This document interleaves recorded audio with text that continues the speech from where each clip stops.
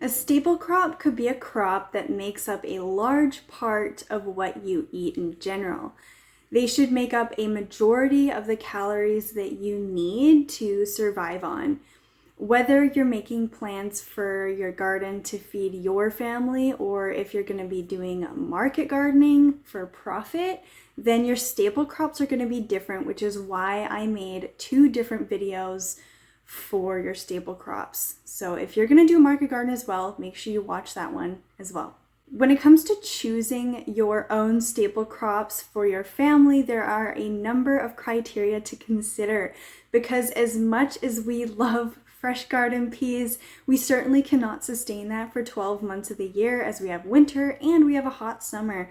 So the way that we would want to enjoy them would require way too much freezer space that we simply do not have. And peas take a lot of labor and time for harvest as well, so they're really not sustainable. And this is where choosing your staple crops that are right for your preferences and your preferred workload are key to successful food self-sufficiency.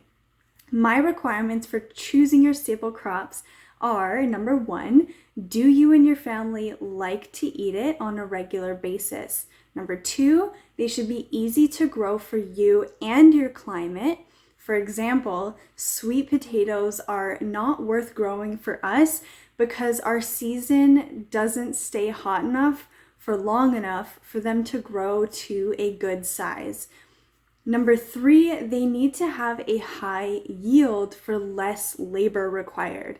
Number 4, they must be prolific producers for the space that they take.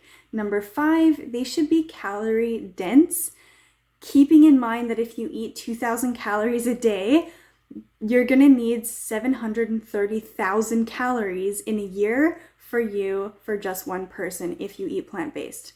Number 6, finally, they must be easy to store in the means that you have. And so as much as you may love corn, maybe you need to make sure that you have adequate freezer space or if you can that and have enough shelving to house all the corn that you want, right? My staple crops are onions, number 1. They're very easy to grow and are great with manhandling. They also store for a long time in relatively easy conditions. And then tomatoes. That is a flavor staple for us. They produce very prolifically. We're good at growing tomatoes. We don't mind caring for them. We can dehydrate them, ferment them, and make them into sauce bases and salsas. Then we have cabbage and or kale. Cabbage makes for a very hearty means in winter alongside potatoes, beans, and onions. I love to cook them all up together and they're just a very delicious and filling meal to make that is relatively very easy to sustain.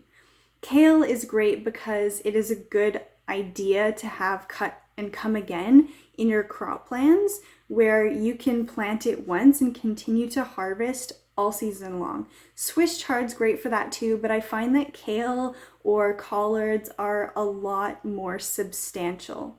In terms of cabbage and storage, I just wanted to say that cabbage lasts a long time in a cold cellar, quite a few months, and we love to ferment cabbage. I love sauerkraut cabbage, and it's actually me that loves to ferment the cabbage. So our next crop of choice is potatoes. Potatoes are prolific.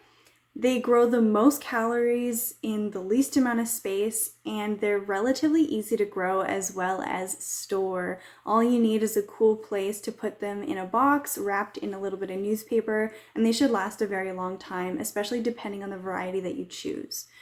Then we have carrots. It's a simple root crop that just takes a little bit of time to seed. If you need to, you can always break down large successions into doable segments. So for example, we want to grow I think it's 1,400 carrots, and we would probably break that down to planting it maybe 100 to 200 carrots a day for the next week or so.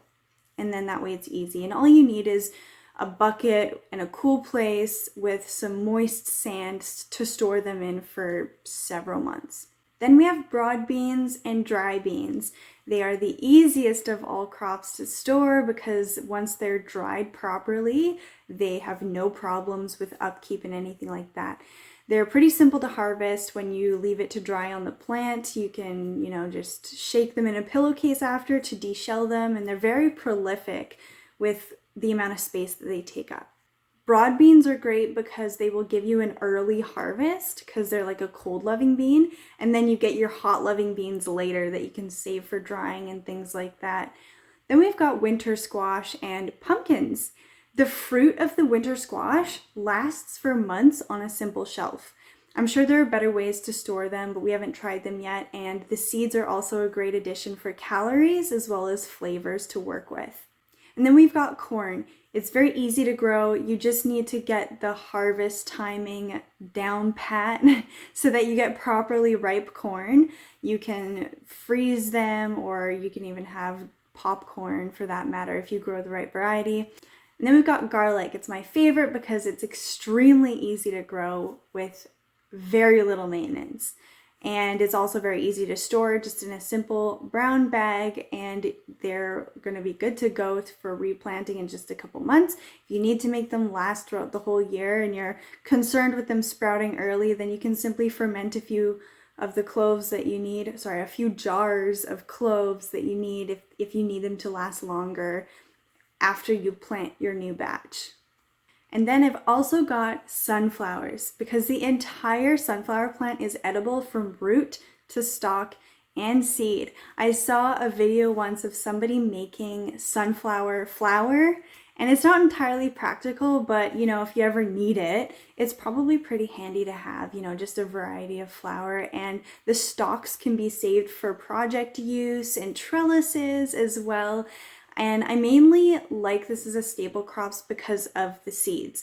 They're great for, snacking. They're a great addition of fat in the diet. They're also very easy to store when they're properly dried. And it's like dried beans. They last for quite a long time. And then I have buckwheat. It's not like the top of the priority list, but it's very simple to grow. It's good for the garden. It's a great pollination attractor and all that for beneficial insects, and just an overall great plant for the garden. And I like to eat it as well. Hopefully this helps you choose your staples for self-sufficiency. Join me in the next video for the matrix companion planting to see how I'm going to plant up my staple crops.